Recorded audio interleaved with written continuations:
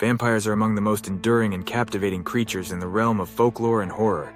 These undead beings have fascinated and terrified people for centuries, appearing in myths, legends, literature, and pop culture across the world.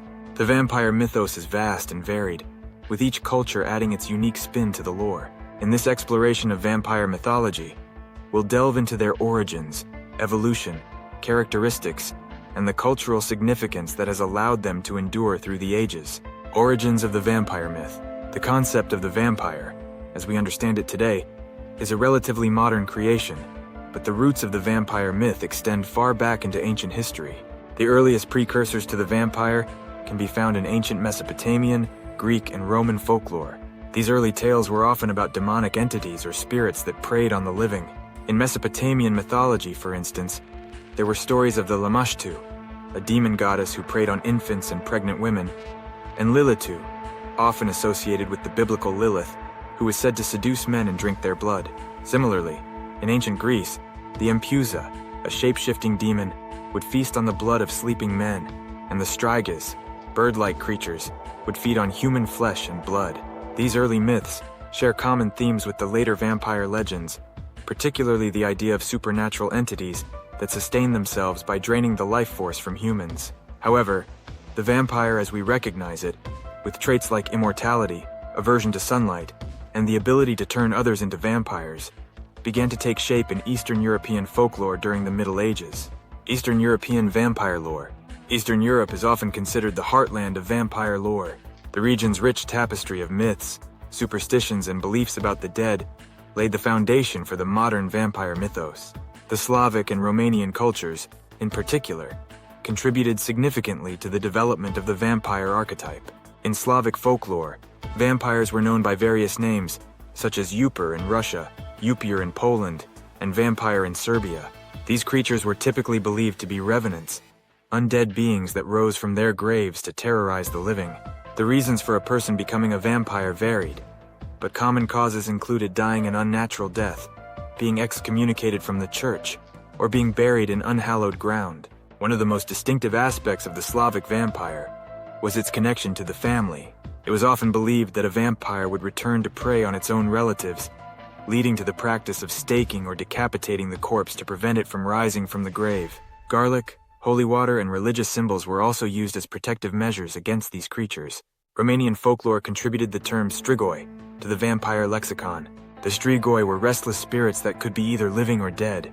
The living strigoi were often witches or sorcerers with the ability to transform into animals and cause harm to others, while the dead strigoi were corpses that rose from their graves to suck the blood of the living.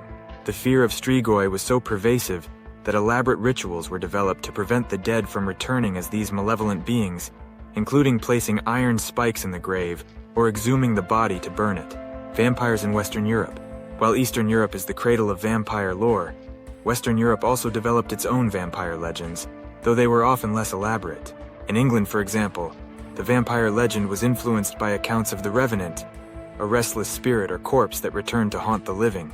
One famous case is that of the Highgate vampire, a supposed vampire that terrorized a London cemetery in the 1970s, though this was more of a modern urban legend than a traditional folklore tale. In France, the term revenant was also used to describe spirits that returned from the dead, but the concept of the vampire became more defined during the 18th century, when vampire hysteria swept across Europe. This period saw numerous reports of vampire attacks, often fueled by superstitions and mass hysteria. The case of Arnold Pale, a Serbian soldier who is believed to have become a vampire after his death, is one of the most famous examples from this period. Pale's supposed vampirism sparked widespread panic, leading to exhumations and vampire hunts across Europe. The vampire hysteria of the 18th century also influenced the development of vampire fiction in Western Europe. Writers began to incorporate elements of the vampire myth into their works, setting the stage for the literary vampire that would emerge in the 19th century. The literary vampire.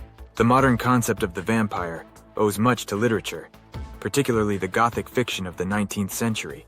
It was during this time that the vampire evolved from a monstrous, undead being into a more complex and often romanticized figure. One of the earliest and most influential works of vampire fiction is The Vampire by John Polidori, published in 1819. Polidori's story introduced the aristocratic vampire, a suave and sophisticated figure who preys on the high society of England.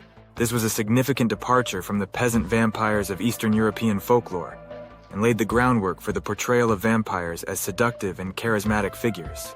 However, it was Bram Stoker's Dracula, published in 1897, that truly cemented the vampire's place in popular culture.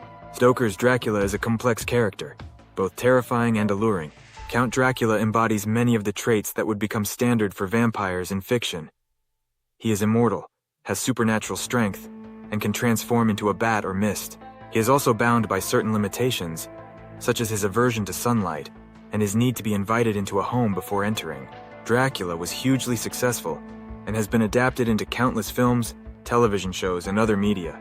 The character of Dracula became the archetype for all vampires that followed, influencing how they are portrayed in literature and film to this day. Vampires in film and television. The 20th century saw the vampire transition from literature to the silver screen, where they became a staple of horror cinema.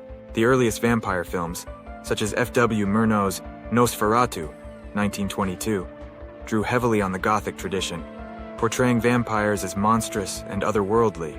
Nosferatu, with its eerie, rat-like depiction of Count Orlok, remains one of the most iconic representations of the vampire in film. The 1931 film Dracula, starring Bela Lugosi, further solidified the vampire's place in cinematic history. Lugosi's portrayal of Count Dracula, with his hypnotic gaze and thick Hungarian accent, became the definitive image of the vampire for generations. The film was a huge success, and led to a wave of vampire films throughout the 1930s and 1940s, many of which were produced by Universal Pictures. As the century progressed, the portrayal of vampires in film and television began to evolve. The 1950s and 1960s saw the rise of the Hammer horror films, which presented vampires in a more visceral and violent light. Christopher Lee's portrayal of Dracula in these films was both menacing and charismatic, further contributing to the evolution of the vampire as a complex figure. The late 20th and early 21st centuries saw a resurgence of interest in vampires, particularly in the form of more romanticized and morally ambiguous characters. Films like Interview with the Vampire, 1994, based on the novel by Anne Rice, presented vampires as tragic, tormented beings, struggling with their immortality and the morality of their existence. This trend continued with television series like Buffy the Vampire Slayer and Angel, which portrayed vampires as capable of redemption and even heroism. Perhaps the most significant cultural shift in the portrayal of vampires came with the Twilight series by Stephenie Meyer, which depicted vampires as beautiful, sparkly beings who could coexist with humans. While controversial among traditional vampire fans, Twilight introduced vampires to a new generation and further expanded their appeal across different demographics. Cultural significance of vampires. Vampires have remained relevant in popular culture for so long because they are incredibly versatile symbols. They can represent a wide range of themes, from fear of death and disease to issues of power, sexuality, and morality. Their ability to adapt to different cultural and historical contexts has allowed them to endure and remain compelling figures in storytelling. In many ways, vampires reflect the anxieties and desires of the societies that create them. For instance, the fear of the vampire in Eastern European folklore can be seen as a reflection of the fear of death and the unknown. The vampire's association with disease and contagion, particularly during the vampire hysteria of the 18th century, can be linked to the fear of plague and other epidemics that ravaged Europe at the time. In modern times, vampires have often been used to explore issues of identity, otherness, and the nature of humanity. The figure of the vampire, straddling the line between life and death, human and monster, allows for complex narratives that question what it means to be human. This is particularly evident in works like Interview with the Vampire and the television series True Blood, which explore themes of sexuality, addiction, and the struggle for acceptance.